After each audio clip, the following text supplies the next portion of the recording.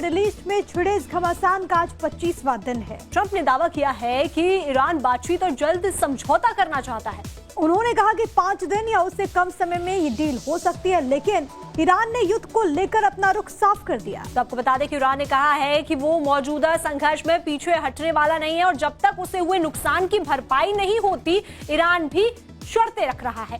Iran कह रहा है कि सभी आर्थिक प्रतिबंध हटाए जाएं, नुकसान की भरपाई हो और अमेरिका की ओर से भविष्य में किसी भी तरह की दखलंदाजी न करने की ठोस गारंटी मिले। इस बीच इजराइल और ईरान का इजराइल के शहरों पर हमले करना जारी है। दोनों ही एक दूसरे पर लगातार हमले कर रहे हैं। ऐसे में लगता नहीं है कि युद्ध विराम की तरफ जा रहा है, इसीलिए हम ये कह रहे हैं कि ईरान ऑन फायर, मलबे में सीज फायर।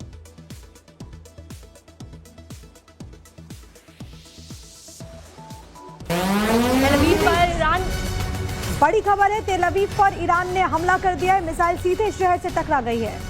तो हमले के बाद का वीडियो सामने आया है और तस्वीरें आप देखिए कि किस तरीके से ये पूरा हमला यहाँ किया गया है। तो ईरान ने 2 जगहों पर ये हमला किया है। तेल अवीव पर ईरान ने हमला किया, हम आपको तस्वीरें भी दिखा रहे हैं, मिसाइल सीधे शहर से टकराई। तो हमले के बाद का वीडियो भी सामने आया है। ईरान ने 2 जगहों पर हमला किया है और बताया जा रहा है कि इस हमले में 6 लोग घायल हो गए।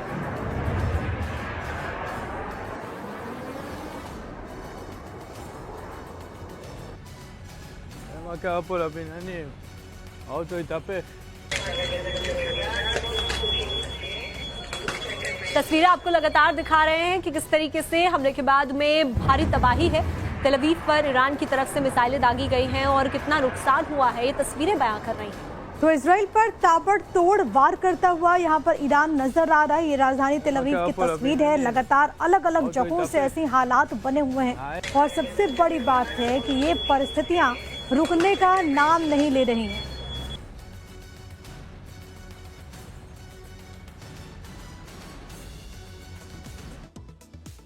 लगातार आपको दिखा रहे हैं कि किस तरीके से नुकसान हुआ है और ये तेल अवीव से तस्वीरें सामने आई हैं जहां पर मिसाइल कैसे तबाही मचा रही है वो नजर आ रहा है। तो आप इन तस्वीरों को देखें, यहाँ पर ये तमाम इमारतें और एकदम से आपको यहाँ पर मिसाइल नजर आएगी जो कि जाती है उस इलाके में गिरती है और वहां पर फिर धुएं का गुबार नजर आता है। काफी ज्यादा नुकसान इस वक्त इजराइल को भी हो रहा है। हालांकि इजराइल ईरान पर लगातार हमला करता हुआ, लेकिन ईरान भी जबरदस्त तरीके से पलटवार कर रहा है। तो ये तस्वीरें बताती है कि कितना ज्यादा नुकसान हुआ है। इस तस्वीर को आप देखिए कि यहाँ पर धमाके के बाद में आग लगी हुई है। लोग यहाँ पर स्थानीय अफरा तफरी मचाते हुए नजर आ रहे हैं और ऐसे में डर का माहौल है। बिल्डिंग देखिए कितनी ज्यादा क्षतिग्रस्त इस हमले में हुई। तो एक करके सारी तस्वीर आपके पास रख रहे हैं। यहाँ पर देखिए, यहाँ पर जो गाड़ियां हैं वो आपको पलटी हुई नजर आएंगी। एकदम से आग का गुबार वहां पर उठता हुआ नजर आएगा। एक और तस्वीर है, घर के भीतर भी किस तरीके से नुकसान हुआ है। सब कुछ बिल्कुल तहस नहस। आप देखिए रूम के अंदर भी हमले के बाद की जो तस्वीरें हैं वो यहाँ पर नजर आता है कितना लॉस हुआ है। बिल्कुल, और ये सेंट्रल इजराइल के वो इलाके हैं और ऐसे में इनके ऊपर जब भारी तबाही हो रही है, आप बिल्डिंग्स की हालत देखिए। बिल्कुल तबाही के बाद में बिल्डिंग खंडर में तब्दील हो गई है। लग ही नहीं रहा है कि इमारतें कभी सही रही होंगी। एक और तस्वीर आप देखिए, ये पूरी की पूरी जो इमारत है, पूरी की पूरी जो बिल्डिंग है वो कैसे ध्वस्त हो गई है, किस तरीके से हालात बने हुए, सब कुछ यहाँ पर तहस नहस हो गया। सबसे बड़ी बात है कि बैक टू बैक हमले यहाँ पर लगातार ईरान कर रहा है इजराइल के ऊपर। तो देखिए, आप इन तस्वीरों को जब आप देख रहे हैं तो आपको इस बात से अंदाजा लग जाएगा कि कितनी ज्यादा स्थिति खराब इस वक्त है इस युद्ध की। और जब इजराइल पर ये हमले हो रहे हैं तो इजराइल को भी नुकसान हो रहा है। तो इजराइल पर कैसे मिसाइलें गिरी और उसके बाद की तबाही जो कि कैमरे में कैद हुई है, जो कि आपकी टीवी स्क्रीन पर है। इजराइल पर ईरान का एक और हमला, मिसाइल से हमला किया गया। तो आपको बता दें, इजराइल में बड़ी तबाही का दावा किया गया है। मिसाइल सीधे टारगेट पर लगी है, ये ईरान कह रहा है, क्योंकि लगातार पहले ये दावे करते रहे हैं इजराइल की जो आयरन डोम है उसकी वजह से कोई नुकसान नहीं हुआ है, लेकिन अब नुकसान की तस्वीरें भी आ रही हैं। और ईरान ने दावा ये किया है कि काफी ज्यादा नुकसान हुआ है। ईरान पहले ही कह चुका है कि वो पीछे हटेगा नहीं जंग में। एक तरफ ट्रंप की तरफ से सीज फायर की बात कही गई, दूसरी तरफ इजराइल ने भी कहा, लेकिन अब जो हालात बने हुए हैं वो ये बताते हैं कि जंग 25वें दिन भी लगातार जारी है। तो ईरान ने मध्य इजराइल के तेल अवीव शहर पर मिसाइल दागी है। एयर डिफेंस सिस्टम ने हमले को हालांकि नाकाम कर दिया है। तो ये बड़ी इंफॉर्मेशन है। कई अटैक्स को, मिसाइलों को हवा में ही नष्ट कर दिया गया है, इंटरसेप्ट करते हुए यहाँ पर नाकाम किया गया। जहाँ एक तरफ सीज फायर को लेकर बात हो रही है, लेकिन इस बीच तस्वीरें सामने आ रही हैं जिसमें पता चलता है कि इजराइल को भी भारी नुकसान ईरान पहुंचाता हुआ नजर आ रहा है। आपकी टीवी स्क्रीन पर इस वक्त जो आप तस्वीर देख रहे हैं ये दरअसल इजराइल की आसमान की तस्वीर है। यहाँ पर आपको नजर आएगा कि कैसे एकदम से मिसाइलें और उसके बाद उसको कैसे हवा में नष्ट कर दिया जाता है इंटरसेप्ट करने के बाद। इससे पहले भी हमने कई तस्वीरें देखी, लेकिन अब ये जो तस्वीरें सामने आ रही हैं वो ये बताती है कि लगातार हमले जारी हैं। ईरान के अस्पताल में इजराइल का बड़ा हमला सामने आया है। हमले में अस्पताल की इमारत पूरी तरीके से क्षतिग्रस्त हो गई है। रिपेयरिंग का काम वहां पर चल रहा है। आपको बता दें कि ईरान की तरफ से ये वीडियो जारी किया गया है जिसमें किस तरीके से ये पूरा तबाही का मंजर नजर आ रहा है। अस्पताल की तस्वीरें देखिए, हर तरफ खंडर होती इमारत नजर आ रही है।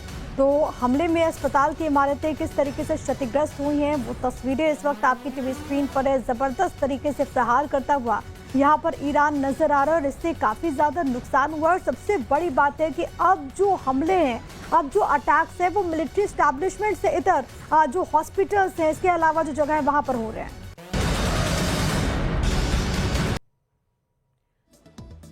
और अब बात करेंगे युद्ध की। एक तरफ अमेरिका पश्चिम एशिया की जंग से बाहर निकलने का रास्ता तलाश रहा है, लेकिन फिलहाल ये जंग खत्म होती दिख नहीं रही है। बड़ी खबर ये आपको बता दें कि ईरान के खिलाफ जंग में उतर सकते हैं खाड़ी देश। तो आपको बता दें, लड़खड़ाती अर्थव्यवस्था को लेकर संभावना बन रही है कि सऊदी यूएई की, क्योंकि अर्थव्यवस्था को नुकसान पहुंचा है तो ऐसे में खाड़ी देश भी इस युद्ध में उतर सकते हैं। ईरान के मिसाइल हमलों से दोनों देशों को काफी नुकसान पहुंचा। अमेरिकी सैन्य अड्डों पर लगे प्रतिबंधों में ढील भी दी जा रही है। आपको बता दें कि सऊदी ने यूएस आर्मी को एयरपोर्ट सौंपने पर सहमति दी है।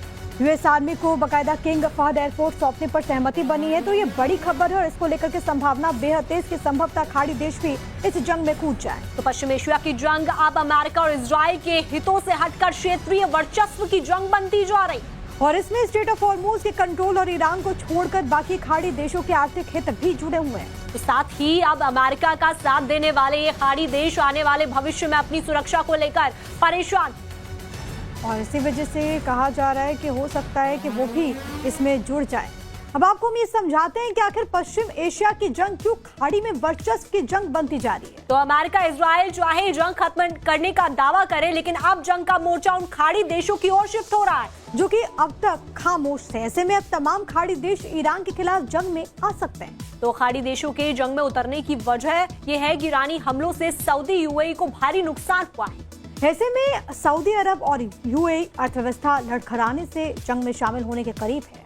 ऐसे में दोनों देश अमेरिका के साथ जंग में उतरने की रणनीति पर अब काम भी कर रहे हैं। लगातार ईरानी हमलों की वजह से इन खाड़ी देशों ने अब अपनी पूरी स्ट्रैटेजी जो है वो यहाँ पर बना दी है, रणनीति में बदलाव किया है। आपको बता दें कि ईरानी हमलों से चरमराई अर्थव्यवस्था के अलावा स्ट्रेट ऑफ हॉर्मुज के कंट्रोल को लेकर भी अब संकट बढ़ता हुआ जा रहा है। सऊदी और यूएई अब तक ने खुले तौर पर जंग में अपनी सेना नहीं उतारी है। सबको ये भी बता दें कि लेकिन अब रणनीतिक तौर पर दोनों देश अमेरिकी हवाई हमलों को सुविधाजनक बनाने पर काम कर रहे हैं। और कहा यह भी जा रहा है कि सऊदी ने king Fahd airport US army को सौंपने पर अपनी सहमति दे दी। तो साथ ही इन दोनों देशों की ओर से सैन्य अड्डों पर बैन में ढील दी जा रही है। तो ये अभी कोशिश है खाड़ी देशों की ईरान के खिलाफ खाड़ी देशों की लामबंदी की नई स्क्रिप्ट रियाद में अरब देशों के विदेश मंत्रियों की मीटिंग में लिख दी गई थी, क्योंकि इसी बैठक के दौरान सऊदी अरब के विदेश मंत्री का बयान भी सामने आया था। क्या कहा था उन्होंने वो भी आपको समझा देते हैं। खाड़ी में हमलों को लेकर सऊदी विदेश मंत्री प्रिंस फैसल बिन फरहान ने ईरान को धमकी दी थी। तो रियाद में हाल ही में हुई अरब विदेश मंत्रियों की बैठक में